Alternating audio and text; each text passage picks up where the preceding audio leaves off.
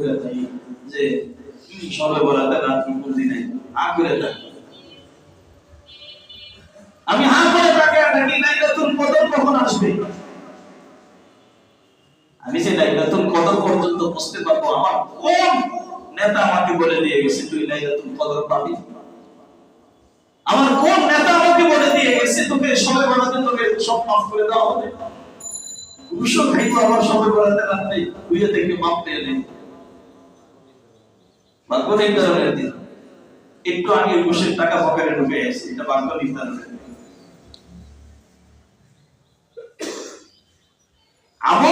अमन से जिंदगी बनती है जन्नत भी जहन्नम भी एक दाना खाक में मिलकर गुले गुलजार होता है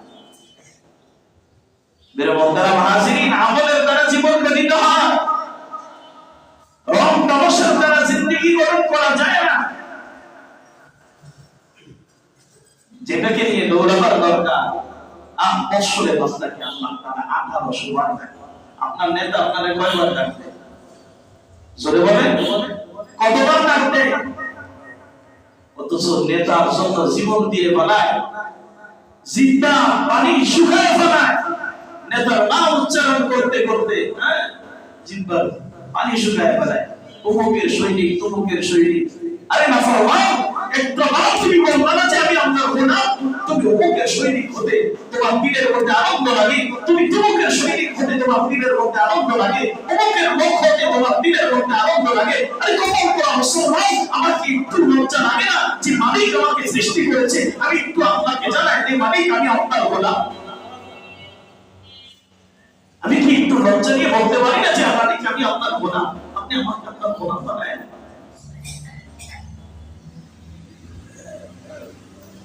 চিৎকার করে ঘোষণা দিতে থাকি আমি অমুকের সৈনিক তমুকের সৈনিক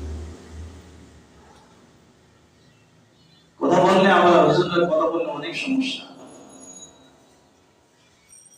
যতবার আজকে নেতার নামের জিকির চলতেছে যতবার আজকে নীতির নেত্রীর নামের জিকির চলতেছে বড় ভাইদের নামের জিকির চলতেছে আল্লাহ কসম করে বলি অতবার যদি কেউ আল্লাহ নামের জিকির করতো সে আপনার ওলি হয়ে দুনিয়া থেকে বিদায় হতো সে ব্যক্তি আল্লাহর ওলি হয়ে যাইত সে আল্লাহর গোলাম হয়ে যাইত খাঁটি গোলাম হয়ে দুনিয়া থেকে যাইত আফসোস মানুষ কোথায় যাচ্ছে কি করতেছে কোন জিনিসকে তালাশ করতেছে দৈনিক 5 বার ডাকে আল্লাহ তাআলা দৈনিক 5 বার ডাকে সপ্তাহে মাসে কতবার 150 বার ডাকে বান্দা আয় আয় আয় আয় বান্দা আমি তোকে পদবি দিব কই কি দিবেন আল্লাহ আসা আইয়াবআসাকা রাব্বুকা মাকামান মাহমুদা আমি তোকে মাকামে মাহমুদ দিব আমি তোকে আরশে দুনিয়ার জমিনে রাখবো না বান্দা তুমি যদিও মনে করতেছো তোমার ঘরে খাবার নাই তোমাকে দেখতে ভালো দেখা যায় না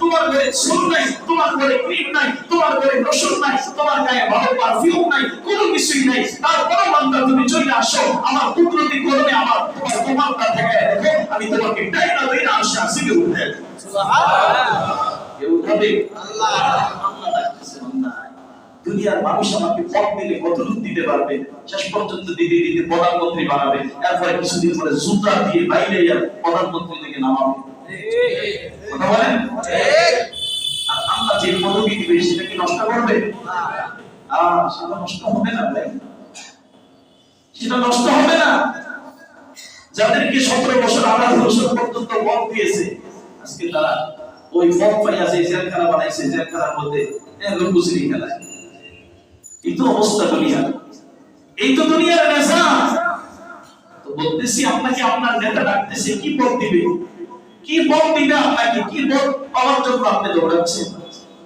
একটু কি বুঝেন না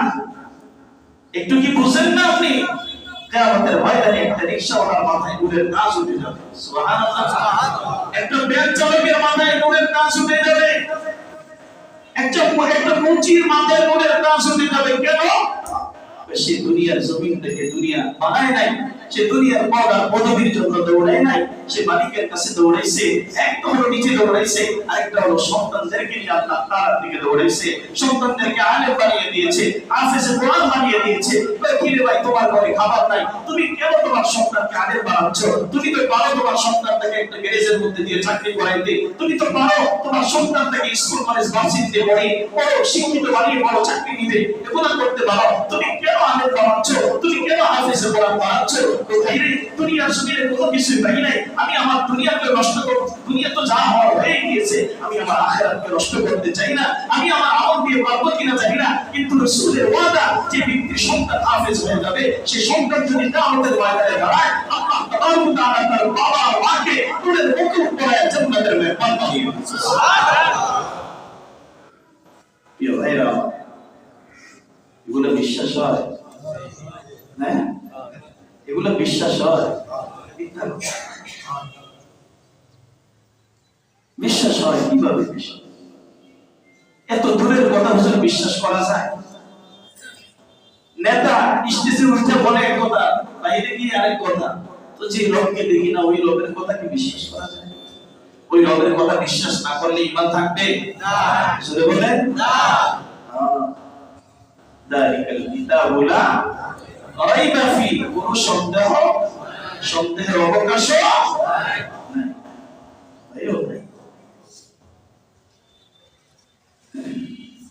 বলতেছিলাম মালিক আমাকে দৈনিক 5 বার ডাকে, দৈনিক 5 বার ডাকে। মালিক আমাকে মাসে 150 বার ডাকে, বছরে 1800 বার ডাকে।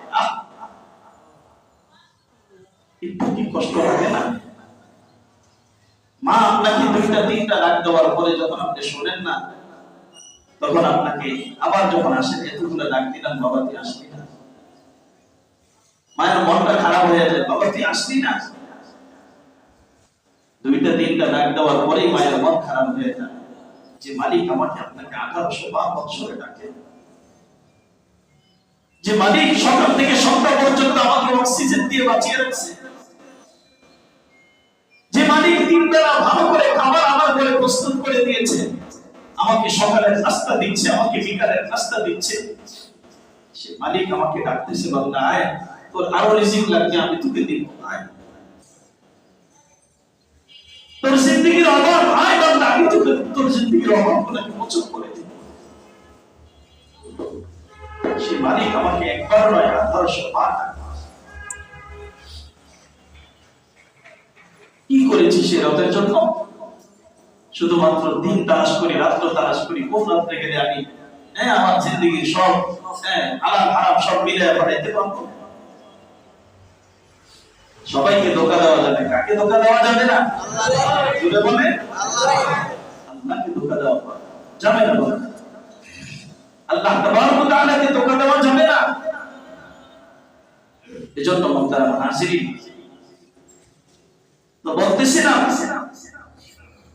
যার তারপরে বলতেছি যে এই মাসগুলো আসছে, এখনো আমাদের প্রস্তুতি নিতে হবে।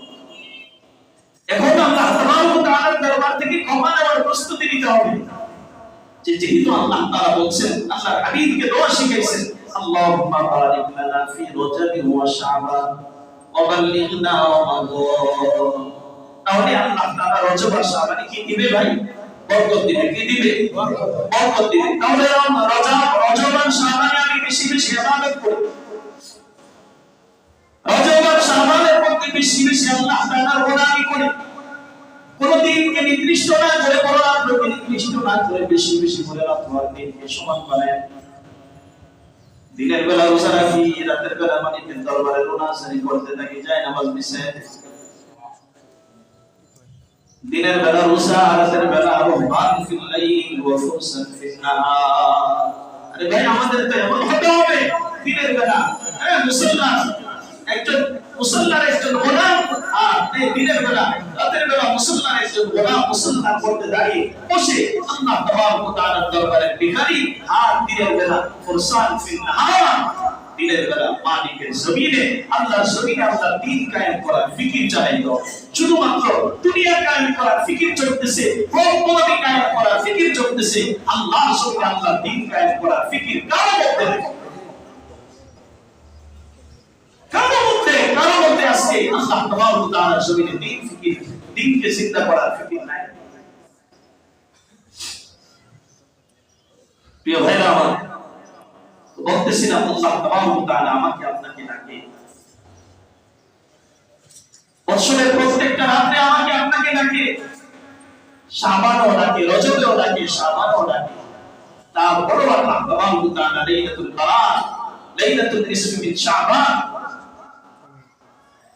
লাইলাতুল নিসফি মিন শাবান যখন চলে আসে, তখন শাবানের কি শুরু রাত্র থেকে একেবারে প্রথম থেকে আল্লাহ তাআলা বান্দাকে ডাকতে থাকে, একেবারে মাগরিবের পর থেকে বান্দাকে ডাকতে থাকে। আলা বিল মুস্তাগফিরিন ফাগফির লাহু, আলা বিল মুস্তারজিকিন ফারজুকহু, আলা মুবতালান ফাআফিয়াহু।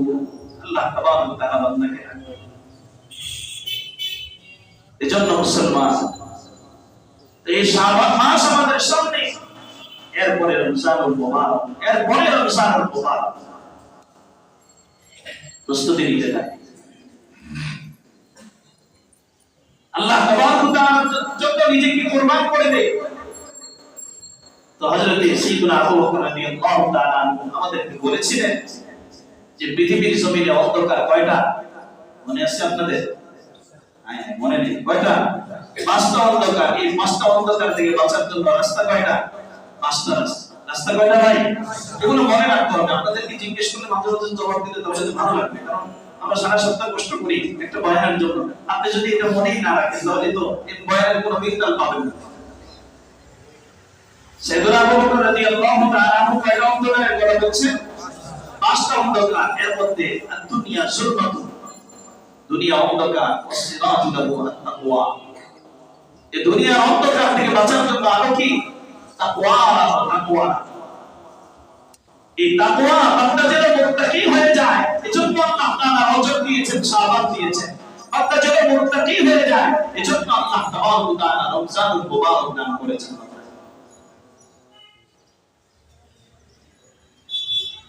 আল্লাহ তাবারক ওয়া তাআলা পয়গম্বরের সাহাবী হযরত সাইয়্যিদুনা আবু বকর রাদিয়াল্লাহু তাআলা বলেন, আয-যামবু যুলমাতুন, আয-যামবু যুলমাতুন, গুনাহ হলো অন্ধকার। গুনাহ কি ভাই? অন্ধকার। জোরে বলেন অন্ধকার। তাহলে যে ঘরের মধ্যে গুনাহ চলতেছে, সেই ঘরে যদি হিসাব লাইট দিয়েও আলোকিত করা হয়, তারপরও আল্লাহ তাবারক ওয়া তাআলা পয়গম্বরের ওই সাহাবীর ওই কথা অনুযায়ী এই ঘরটা কি আলোকিত না অন্ধকার? অন্ধকার। অন্ধকার ঘরে একজন আরেকজনের সাথে তো ধাক্কা খাবি। এর দ্বারা বুঝাইছি কি? অন্ধকার ঘরে একটা জিনিস রাখতে যাবেন এক জায়গায়, সেটা থাকবে আরেক জায়গায়। পানি ঢালবেন এক জায়গায়, পড়ে যাবে আরেক জায়গায়। তো অন্ধকারের জায়গার মধ্যে আল্লাহ তাবারক ওয়া তাআলার রহমত কিভাবে আসবে? আরে ভাই, দুনিয়ার অন্ধকার, সেটা তো দুনিয়ার অন্ধকার নয়, আমার দুর্গন্ধময় অন্ধকার। অন্ধকার তো অন্ধকার, আমার দুর্গন্ধময় অন্ধকার। এক একটা গুনাহ, এক একটা দুর্গন্ধ, আবার ওই দুর্গন্ধময় অন্ধকার ঘরের মধ্যে চলতেছে। একদিকে বাবা নন্দ সিনেমা দেখতেছে, আরেকদিকে মা নন্দ সিনেমা দেখতেছে, আরেকদিকে মেয়েটা নন্দ সিনেমা দেখতেছে, আরেকদিকে ছেলেটা নন্দটার মধ্যে বেশি আছে। তাহলে শান্তি আসবে কিভাবে? আয-যামবু যুলমা, আয-যামবু যুলমা, গুনাহ অন্ধকার। গুনাহ কি ভাই? অন্ধকার। জোরে বলেন, গুনাহ কি? অন্ধকার। যুবক, গুনাহ কি ভাই? অন্ধকার। যুবকরাও বুঝে গুনাহ অন্ধকার, গুনাহ অন্ধকার। ওয়াসসিরাজু লাহু আত-তাওবা, ওয়াসসিরাজু লাহু আত-তাওবা। এই গুনাহ থেকে আলোর রাস্তা হলো কি? জোরে বলেন তওবা। গুনাহ থেকে আলোর রাস্তা হলো তওবা। তওবা করলে ওই গুনাহের ঘরটা কি হয়ে যাবে? আলোকিত হয়ে যাবে। সুবহানাল্লাহ, সুবহানাল্লাহ। তওবার মাধ্যমে গুনাহের জায়গাটা আলোকিত বানানো যায়। এজন্য কোন এক কবি বান্দাকে দেখেন, সমস্ত মানুষকে দেখে বলে, বাজা বাজা বাজা বাজা, হর আঁচ হস্তি বাজা, গর কাফির গবরু তুরিস্তি বাজা।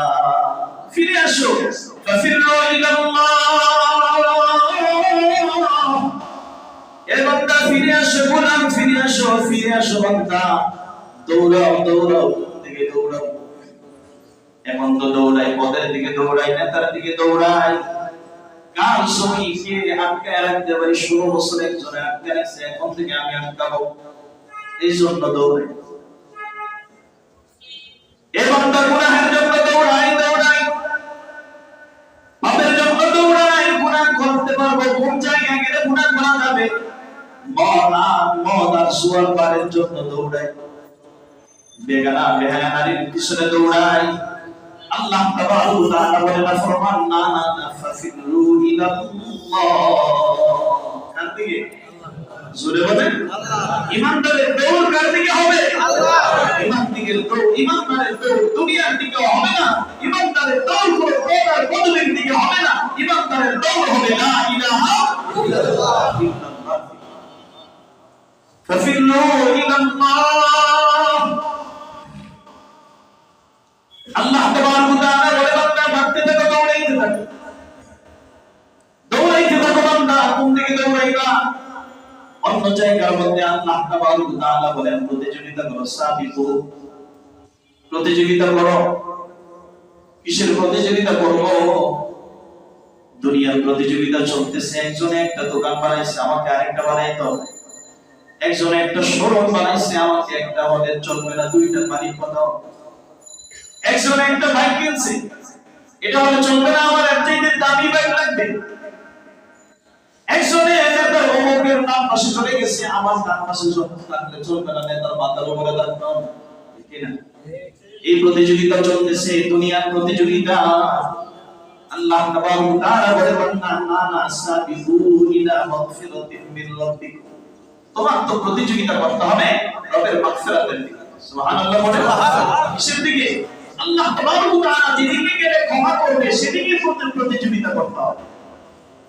সেই প্রতিযোগিতা লাগাইতে হবে ফাফিরু ইলাল্লাহ ইন্নী লাকুম মিনহু নাযীরুম মুবিন ইন্নী লাকুম মিনহু নাযীরুম মুবিন পয়গম্বর সমস্ত উম্মতদেরকে লক্ষ্য করে বলেন ফাফিরু ইলাল্লাহ দৌড়াইতে থাকো বাঁচতে থাকো দুনিয়া থেকে ভাগো আখিরাতের দিকে দৌড়াও শয়তান থেকে ভাগো লা ইলাহা ইল্লাল্লাহ থেকে দৌড়াও শয়তান থেকে ভাগো তুমি আল্লাহ তাআলার দিকে দৌড়াও আমি তোমাদেরকে ভয় প্রদর্শন করতেছি ইন্নী লাকুম নাযীরুম মুবিন তোমাদের জন্য পুলিশ নই আমি তোমাদের জন্য সেনাবাহিনী নই আমি তোমাদেরকে পিটানোর জন্য আসি নাই এ বান্দা আমি তোমাদের জন্য আসছি ইন্নী লাকুম নাযীরুম মুবিন তোমাদেরকে স্পষ্ট ভয় প্রদর্শন করতেছি জাহান্নামের আগুন জ্বলতেছে রে গোলাম দুনিয়া এক একটা গুনাহ করতেছি আর আমি জাহান্নামের আগুনের মধ্যে তেল ঢালতেছি এক একটা গুনাহ এক একটা সগীরা গুনাহ এটা জাহান্নামের আগুনের মধ্যে তেল ঢেলে দেয় কেরোসিন তেল ঢেলে দেয় মাঝে মাঝে মোবিল ঢেলে দেয় মাঝে মাঝে ডিজেল ঢেলে দেয় গুনাহ যত বড় হবে গুনাহের পাওয়ার যে পরিমাণ হবে জাহান্নামের আগুন সেভাবে জ্বলতে থাকে আল্লাহর হাবিব বলেন দুনিয়ার মুসলমানে আমার সাহাবায়ে کرام তোমরা যদি তোমাদের গুনাহের পরিণামগুলো দেখতা তোমরা যদি তোমাদের গুনাহের আগুনগুলো দেখতা তাহলে তোমরা ঘর বাড়ি ছেড়ে দিতে আমি বন্ধন সবকিছু ছেড়ে দিয়ে জঙ্গলের মধ্যে দৌড়াইতাম আজকে আমি আপনি সবাই শুধু কার সাথে কার মহব্বত লাগাইতে পারি সেই ফিকির করি আল্লাহ তাআলার সাথে মহব্বত লাগানো হবে আমাদের এক বুজুর্গ আল্লাহওয়ালা ওই বুজুর্গ আল্লাহ তাআলার কাছে দোয়া করে আল্লাহ আমাকে একটা জান্নাতি মানুষ একটু দেখায় আমি একটু জান্নাতি মানুষ দেখতে চাই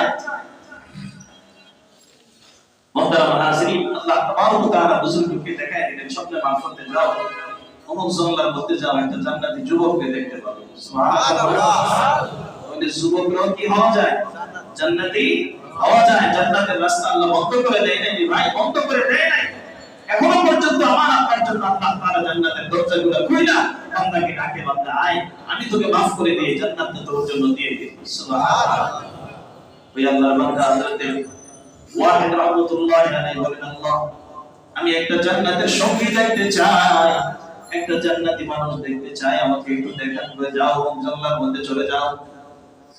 গিয়ে দেখে আল্লাহ তাবারক ওয়া তাআলা গোলাম নামাজের মধ্যে দাঁড়ায় আছে, নামাজের মধ্যে দাঁড়ায় আছে। তার ডান দিকে সাত বিচ্ছু, তার ডান দিকে তার এক পাশে সাত বিচ্ছু, আর এক পাশে তার হিংস্র জানোয়ার গুলো তাকে পাহারা দেয়। সুবহানাল্লাহ, সুবহানাল্লাহ। হিংস্র জানোয়ার গুলো তাকে পাহারা দেয়। আল্লাহর ওলি ওয়াহিদ রাহমাতুল্লাহি আলাইহি বলেন, আমি একটু দাঁড়ায় রইলাম। সে ডান দিকে বাম দিকে সালাম ফিরাই দিদি, তার ডান বামের সবগুলা জানোয়ার, সবগুলা পশু পাখি দূর হয়ে গেল। আমি তাকে দেখার জন্য দৌড়াচ্ছি, তার কাছে যাব। ওই যুবকটা আমাকে দেখে দৌড়ায়, ওই যুবক আমাকে দেখে দৌড়ায়। এ মুসলমান, ওই ওয়াহিদ রাহমাতুল্লাহি আলাইহি বলেন, যুবক তুমি দৌড়াও কেন? কারণটা কি তুমি দৌড়াও কেন? আমি তো একজন মানুষ, আমি তোমার সাথে একটু কথা বলতে চাই। তুমি কিভাবে আল্লাহ তাআলার কাছে এত দামি হইলা? কিভাবে আল্লাহ তাবারক ওয়া তাআলার কাছে তুমি এত দামি হইলা? আমি জান্নাতি মানুষ দেখতে চাইছি, আল্লাহ তাবারক ওয়া তাআলা তোমাকে দেখার হুকুম করে দিয়েছে। সুবহানাল্লাহ। ওই বুজুর্গ আল্লাহর বান্দা সুবহান বলতেছে, আমি তোমার মতো মানুষ থেকে দৌড়াই, কারণ মানুষের সাথে বেশি মিশলে আল্লাহ তাআলার স্মরণ নষ্ট হয়ে যায়। আল্লাহ তাবারক ওয়া তাআলার স্মরণ নষ্ট হয়ে যায়। আনন্দ উল্লাসের মধ্যে মানুষ বেশি থাকলে আল্লাহ তাবারক ওয়া তাআলা থেকে গাফিল হয়ে যায়। এজন্য মুহতারাম হাজিরিন, মানুষ থেকে বাঁচতে হবে, এই দুনিয়া থেকে ভাগার ফিকির করতে হবে, একাকী জিন্দেগি যাপন করে। হযরত আব্দুল্লাহ ইবনে ওমর রাদিয়াল্লাহু তাআলা বলেন যে জমানা আসতেছে, একাকী থাকার জমানা চলতেছে। তো যাই হোক, যেটা বলতেছি না, আমাদের কি ইবাদতের প্রস্তুতি নিতে হবে। কিসের প্রস্তুতি? জোরে বলেন, ইবাদতের প্রস্তুতি নিতে হবে। কখন নিব? রমজান শেষ হয়ে গেছে। আরে হুজুর, রমজানটা কত তাড়াতাড়ি গেছে, বলেন অনেকে। আরে হুজুর, কোন দিক দিয়ে আইলো, কোন দিক দিয়ে গেছে? আপনি রমজানকে ধরলেন না কেন? আপনি ধরলেন না কেন? রমজান কোন দিক দিয়ে আসছে না? রমজান তো আমাকে 2 মাস আগে জানাচ্ছে আমি আসতেছি।